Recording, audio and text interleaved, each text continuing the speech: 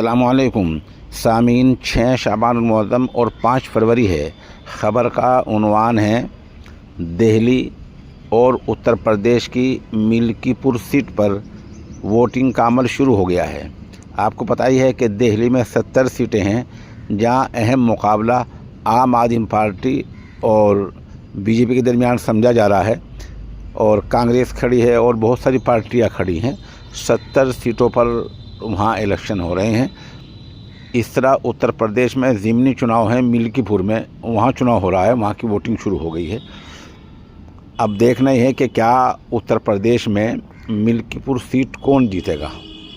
जाहिर सी बात है, जिन लोगों की हुकूमत है, सरकार है, वो तमाम ज़राए इस्तेमाल करेंगे कि सीट उनके कब्ज़े में आ जाए और उनके हाथ से सीट ना निकलने पाए।